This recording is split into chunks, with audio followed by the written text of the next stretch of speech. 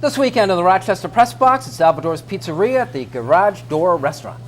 I'm Steve Hausmann from the WBEE Morning Coffee Club, willing to give you the shirt off my back. And I'm John DiTullio. I'll tell you one position NFL teams can ill afford to strike out on. And I'm Mike Catalana. Fans are free to be an idiot. And some took real advantage of it this week. I'm Bill Pucko, kicking a guy when he's down on Twitter. Join us in the Rochester Press Box at Salvatore's Pizzeria at the Garage Door this week. The Rochester Press Box is brought to you by Salvatore's at the Garage Door, Rochester's choice winner for Best Pizzeria, featuring Wacky Wing Wednesday and the Super Slice. It's as big as your head. The games are always on at the Garage Door, home to the Rochester Press Box.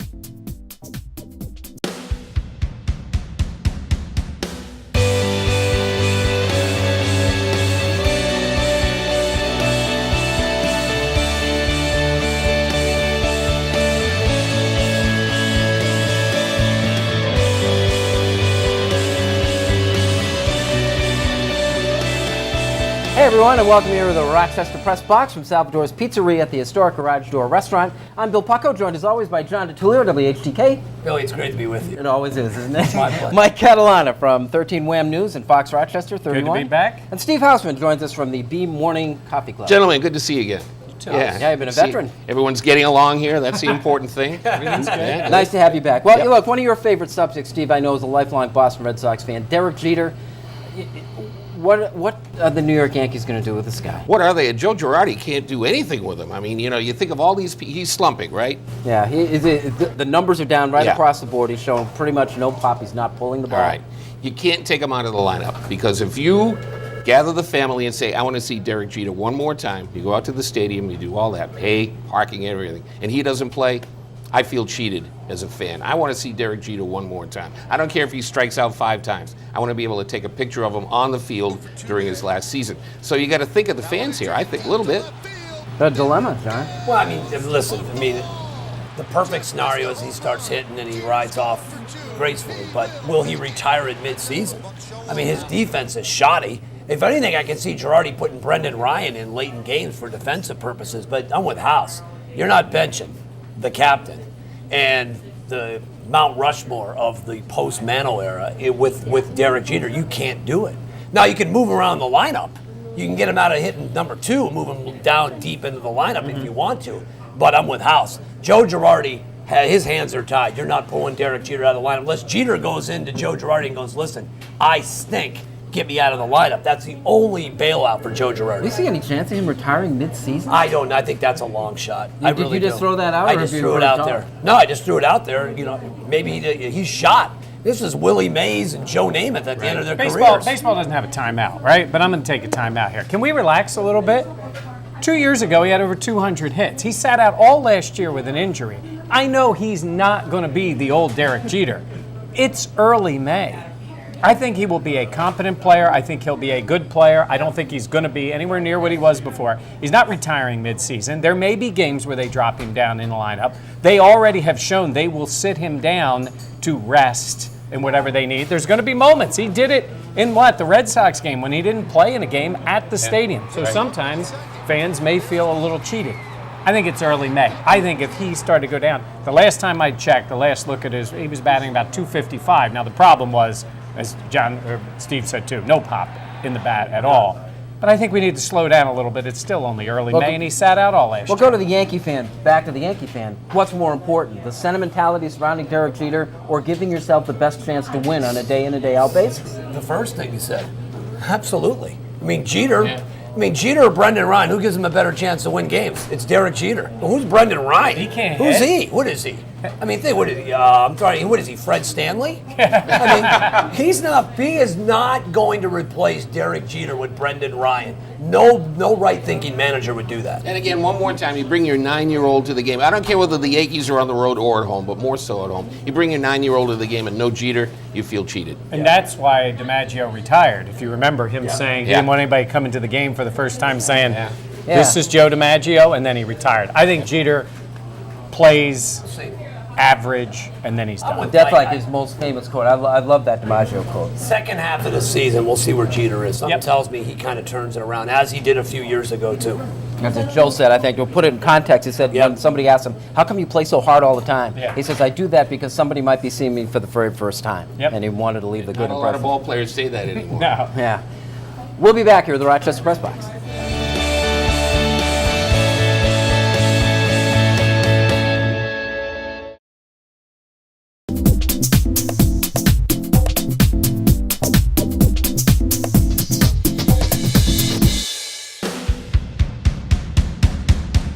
Welcome back to the Rochester Press Box here from the historic Garage Door Restaurant in Irondequoit. Salvatore's, of course, is hooked up with Arthur Treacher Restaurants. They have one just down the road here on Ridge Road in Irondequoit. There's one open in Webster, just north of Route 250 on the main drag there.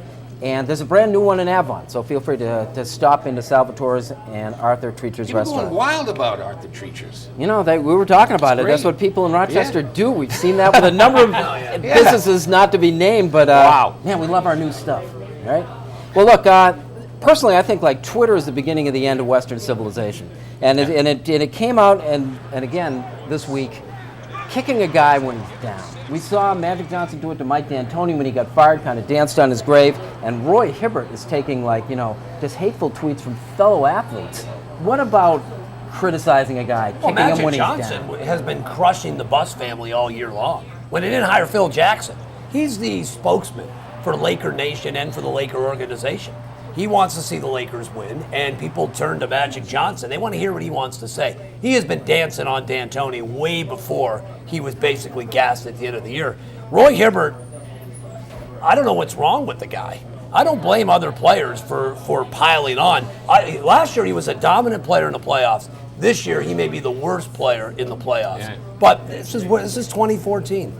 This is 2014. All players now open to criticism, even from their peers. Should that be happening, Mike? It's going to. Yeah. It's just the outlet now for people. I am a little surprised coming from fellow players, only because normally they're the ones. We saw it with Jay Cutler a few years ago when he was getting destroyed by fellow players for not playing in a game. And that's one thing, a cheap shot at a player, whatever. I just thought Magic was a little above that. And it's not Mike D'Antoni's fault that he was a horrible choice and it was a horrible fit for the Lakers. And by the way, I heard the rumor of Roy Williams as the next choice. Could you get a worse fit, maybe, than Roy Williams out of North Carolina to go to the NBA, if that was the case? I was a little surprised with Magic. And someday when he owns the LA Clippers, he can hire whoever he wants to coach the team, because I think that's going to happen. Just spend 10 minutes hammering Derek Jeter so he can be done, I just can't believe that a guy as good as he is gone. How many games with 0 points? How does that happen? Yeah. How does that But they happen? make it personal. What bothers me is that they make it personal.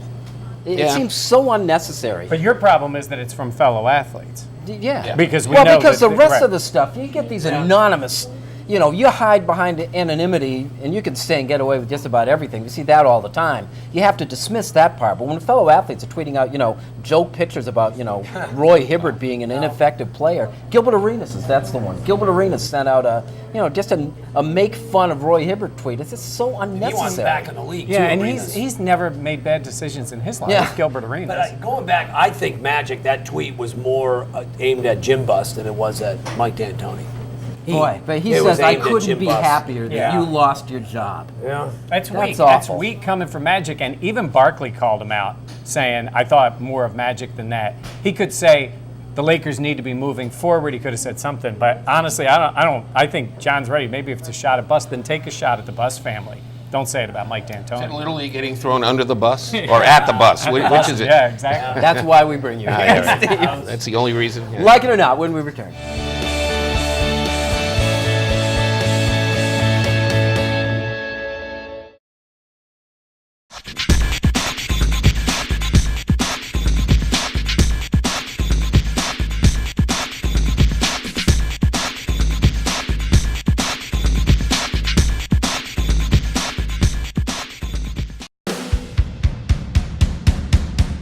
Welcome back to the Rochester Press Box, Salvatore's Pizzeria, Garage Door Restaurant, Wacky Wings Wednesday, Live Music Friday. John, when are you going to start doing trivia again? Football season, back in September.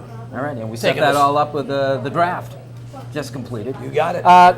Johnny, well, I got you, like it or not, athletes crying. Well, for someone like me who cries when my team loses, I don't have an issue. You do that a lot, by the way. I don't have an issue with it. Fans always want to see the player, their team, they're rooting. They want that they care. So what's wrong with a dude crying after a loss or even after a win? We saw Kevin Durant cry the other day at his speech. I thought it was one of the best speeches I've ever seen. I don't have a problem. It tells me, it tells the fans that they care. What's wrong with a little bit of emotion? Showing they got a little sensitive side. Plus, the women like that. Yeah, I think you can put Durant aside because that was pretty exceptional. And maybe a Hall of Fame speech, but don't you get a little... I don't care. I don't know. I just watched the best 30 and 30 ever done, which was the Reggie Miller versus the New York Knicks. Oh, yeah. Was awesome. I just watched it again. And Reggie Miller, when he lost that series to the Knicks, when he lost the series, 94, yep. he's crying Ballin'. in that locker room. Yep. And Reggie Miller, for being this skinny, run-around guy that he was a tough dude and could play and made tough shots and live for the moment. Yep. And I think most fans would accept a guy like that. It meant a lot to him to lose that way. So a few tears isn't the end of the world. Make you uncomfortable at all, Steve? Well, I go back to the days when I saw my dad cry twice in his life, and so it is still kind of foreign to someone like me. But I cry at movies. I cry at the lights are out. That's all right. Well, yeah. Just Who cried when Old Yeller died? Oh, great strike. I laughed. Stripes. I'm sorry, but I got to Look, just quickly, then, when was the last time, John brought about he cries about his teams. When's the last time you cried with a sporting event? two words. Bill Buckner. 86. Mike? Ooh, I don't know. I probably had tears when the Eagles made the Super Bowl. All right. Not losing it because I was finally so happy. I had the Boston Bruins losing that Stanley Cup in Montreal back in '71, the Aurora Esposito. Too many men on the ice. Hey, Yeah. Great game. My coach, as a young guy watching, was Dick Vermeil. He cried when the sun came up. What was yours? I've had so many. If you discount the Penn State scandal, which was a daily occurrence with tears, I'd go Penn State, Iowa, 2008, when Penn State was third in the country. And then later the night when the Packers lost to the Giants in the NFC Championship game. A game Mike was at my house. I waited for everybody to leave, and then tears came down. I actually cried at our news when I was working there. They lost to Michigan on the last play of the game. Chad Henne throws a touchdown pass. Tears in the newsroom. If you zoom in with camera 3, he's crying right now. All right, so yours is the most recent. Yeah. Loser. 2000. Oh, you didn't cry when Aaron Boone hit that walk-off? No. House? Oh. House? Come tell me there were tears. I was out of the bar between the time he made contact and the time he hit home plate. I was in the car driving away. House, like it or not, Kevin Durant, MVP, NBA. Kevin Durant MVP, absolutely. I worked with a woman on the Bee, Terry Clifford, who knows nothing about sports. She saw the video of the speech he gave with the mom crying away. She's now an NBA fan. She's never watched an NBA game in her life. And now she's a Kevin Durant fan. I mean, if it turns into fans, fine. I thought it was a great speech. I thought it was just a great speech. And I think of Kevin Durant as the guy with the backpack, the whole thing. He's starting to look a little bit older now, a little more mature, but that was great. Love Durant because it's a regular season award. Yeah. I wish the award encompassed the whole season, including the playoffs. But it's a regular season award. He was the best. It's going to be a lot easier to give it out then. Will he win it again? I mean, with LeBron still there, will I think Durant he win it again, or is absolutely this has a chance. Is this a token award? Because he's a scorer. No, he's a scorer. And it depends if LeBron wants to win it. Honestly, if he wants to, I think he could win it. All right, Mike, like it or not that you like the arrest, but the fact that Marcel Darius is in trouble with the law. No, There's this some is repercussions here? bad. Everybody has to worry about making bad decisions in their life, but when you're a pro athlete, the timing has a lot to do with it. Right before the draft, as we've seen with some guys, and right when your contract's coming up. He had the issues last year with the rules violations, late for meetings, apologized for all that, and right now they pick up his option, but he's really playing for a new deal, likely or has an opportunity to get suspended. This is bad news for a guy who I think the team really would like to have long term. Guys got to be smarter than this. Always trying to get around things. Be on your best behavior for a few years, get paid a lot, and then for the most part, some of these things you can do without repercussions. This was bad. He's being a little smart. I don't condone it, but I think he's using the fake pot to cover up drug testing. That might have been the case, but when you get pulled over for speeding Well, and that it's too. in your car, That too. if that's the idea of good decision making, then I think the bar's pretty low. There's so many things to say about that. John, what do you think? Well, I mean, listen, he could be. They picked up his option, so Yeah. he could be with the Bills beyond 2015. But I'm with Mike. To me, it's bad. Now it could be a lot worse in terms of what he was arrested for. Right. But still, it is an issue. Here's a first-round pick. He's supposed to be the franchise guy along that defensive front. and he's in trouble with the law. To me, you add it all up, it's not good for the Bills or for Darius. Unfinished business when we return.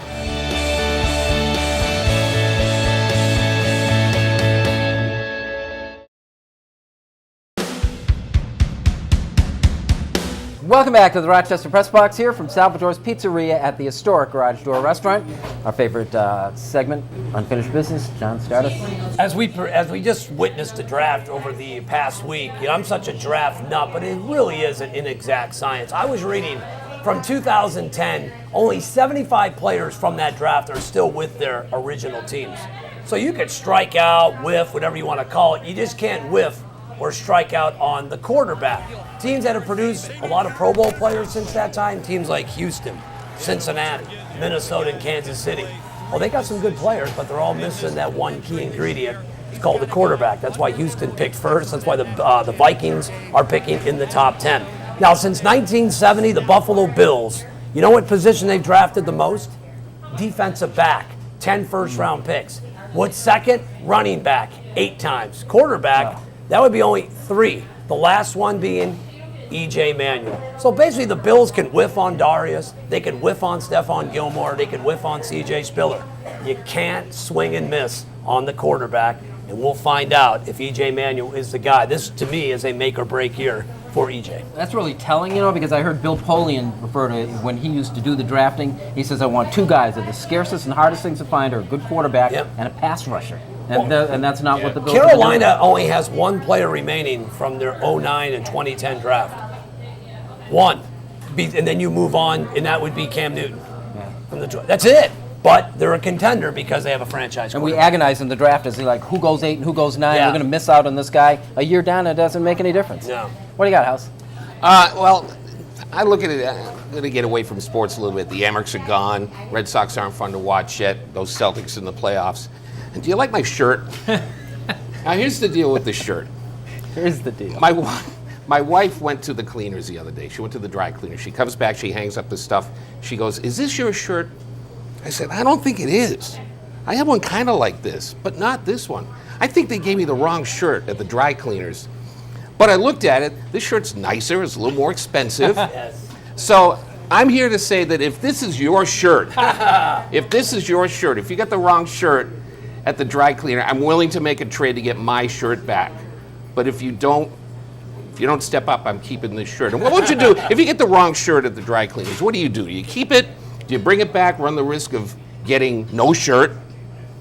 Or do you just upgrade? What do you do? Good, ethical, moral. I don't know if I can upgrade. Well, this is an upgrade. This shirt's an upgrade. I probably would go back and say, listen, somebody's got my shirt. If they complain, I don't know, but that's a nice shirt. If you're going to trade in the spirit of the draft, are you trading for that shirt and maybe a shirt next year? I want a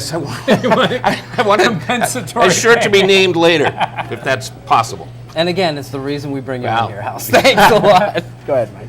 All right, well, we talked a little bit about Twitter before, and while I have my 2 friends from New England here, I want to talk a little bit about what happened this week with P.K. Subban scoring that goal for against the Boston Bruins and winning the game. And then there was the eruption on Twitter directed by a lot of people who consider themselves Boston Bruins fans, and it was racial, it was ugly, and it was a series of people. And the reason I bring this up was I think we'd all agree, and most Bruins fans would agree, that those people were idiots. These were people who are either racist or use racist terms or think they're a big shot or whatever the reason is. But I think realistically we all know that is a small percentage of people. It does not reflect all the people involved with that team, and there are idiots everywhere. And I say this once again to be an apologist for my city of Philadelphia. Every time something happens in Philly, the reaction, most cases, is typical Philly fans. I know this is not typical Boston fans. It's a select few, but it was a select few of idiots. They booed Santa Claus. Yeah. I mean, this stuff was really bad with P.K. Subban. But again, on Twitter, in this world that people live in, you're free to be an idiot. And they were fully taken advantage of. And the idiots tend to pile on because suddenly they seem empowered. Suddenly it seems okay to do it. Yeah. And no matter how you do it, Nice of Cam Neely to come right out and say, ridiculous. Yeah. Yep. Hey, newsflash, the weather's been lousy. This has been just a horrible spring. You know, it's like we're 6 weeks out to the summer solstice, so this is like the 30% of the best weather we can anticipate in terms of having the most sunshine. I bring this up because ordinarily in a given baseball season, I'll watch 30 to 50 Red Wings games out of Frontier Field. This year I've been to 3 so far, and I'm really kind of missing it. So it was Tuesday this past week I decided to kind of suck it up. It was 60 degrees during the day, and even though it was supposed to drop into the 30s, I said, I've got to go see this team play. Drive out to Frontier Field. The Red Wings are in Columbus. All right. Wow. That's my short story. Hey, we televise we record the Rochester Press Box here at Salvatore's Pizzeria. Really? You can imagine that. Honest to God. We record this program at Salvatore's Pizzeria, the Garage Door Restaurant, every Wednesday at 12:30 in the afternoon. We invite you all to come down, meet the guys, take some pictures. We had that happen today. Have some lunch. This is a great sports bar. John, thank you very much, as They always. do have a thing called a phone you can access. All right, I'll take that. My daughter lives in RedWingsBaseball.com. Columbus. It's a lot longer drive, just so you know. And the weather's not much better. Your story made House? John cry. Wow, that's a first. Loser. Thanks for joining us. We'll see you next week. Learn to schedule.